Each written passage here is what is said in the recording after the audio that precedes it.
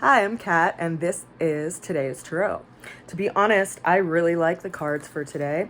They're showing up in a very interesting layout. So we have the opening card as the Sun, the challenge. This guy showed up again, the King of Pentacles.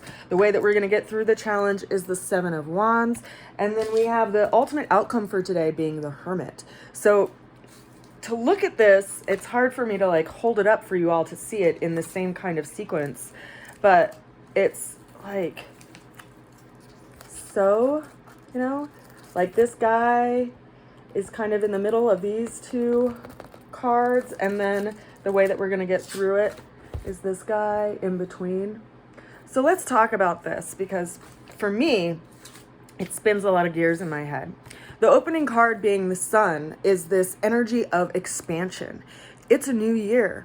And we just had a cazimi with the Sun and Venus yesterday, which means that our own sense of abundance and being able to take care of ourselves and love and beauty, which has been in retrograde for the last couple of weeks, has been pulled over into this interaction with the Sun. So it's like we had this expansive quality brought to some situation. It's almost like we were able to see things in a new light.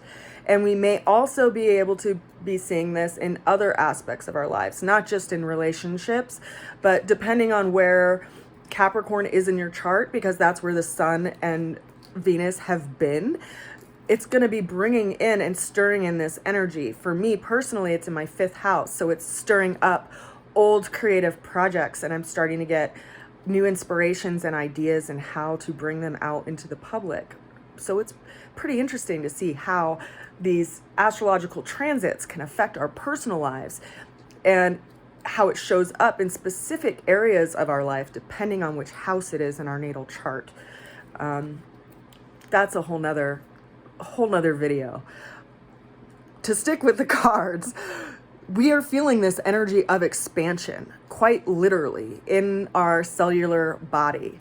The challenge is that our beliefs and our sense of certainty and limitation can sometimes get in the way. So this is a fixed earth energy, right? It's unmoving earth. It's like,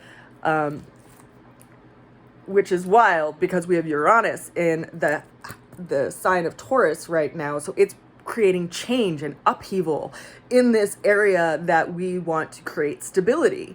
That's just like naturally where we put our stability, and it's creating change. And my feeling is that it's creating this change to bring up our ultimate potential that's been kind of buried because we've had this idea of how we need to be living life. The way we're going to get through this challenge of this sense of certainty or limitation or our beliefs in what's possible or what's not possible is this, not that card yet. It's actually the Seven of Wands. So the Seven of Wands is this energy of having a boundary, like standing your ground. And this person, as you can see, has one wand in their hand. And there's these 6 wands that are at their feet that are like approaching them and kind of challenging their position. But this person is holding their ground, and they have 2 different styled shoes on, which is telling of being in kind of 2 different places. And the way that I see it with the layout is that we have our way that we show up to the world, like externally, how people see us. And then we also have what we're dealing with in our own inner world.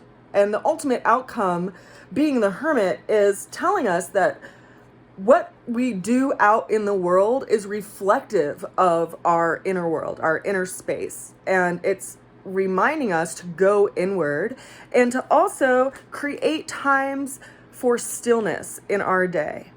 And I encourage you, when you are in those places of stillness, to go within. Like, focus on your breath and on your body and take your attention inwards to your musculoskeletal system, to your different chakras. Let water wash down through you like energy, also even white light. Allow yourself to be open to the energies that are coming through right now, and at the same time, take your attention rather than to a place of limitation or lack or anger. Practice taking your attention to a place of investigation and discovery. And while you are percolating these energies through you, take your place to something that calls your greatest light out of your being. And if you don't know what that is, I encourage you to pay attention when you are in different environments, in different circumstances, and doing things that bring you joy and that call you into a place of activity and inspiration and discovery. And that energy is reminding you, right? Much like the light that the hermit is holding, it's reminding you of your light that you are here to bring out in the world. And there's this balance of where we have put our attention internally and how we show up externally. And especially notable with this card is that it is ruled by Virgo. Virgo is a sign that is energy that tends to be very self-critical sometimes.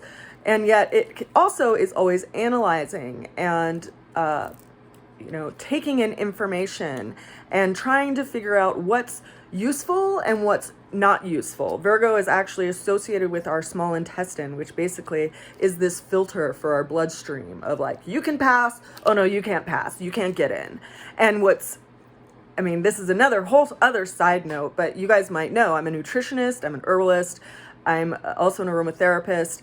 And something that was so poignant for me was realizing that our gut-brain axis and its health and our body's ability to assimilate nutrients can be affected by stress in a really negative way.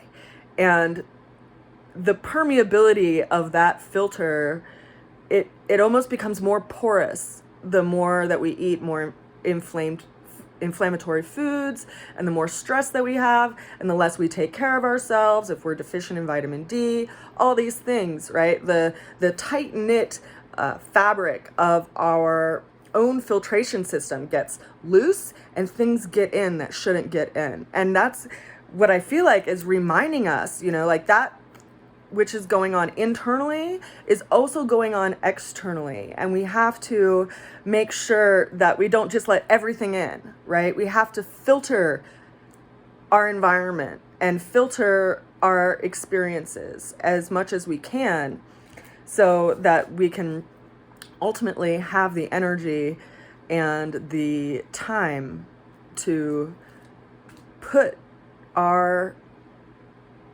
resources toward that which we want to grow this year. So remember that your energy is precious, and take some time to go inward and explore those places within your own being that you feel like the world is calling you forth, because we need you there. I send you a good wish today and so much love. I hope this was useful, and I will see you again soon. Bye for now.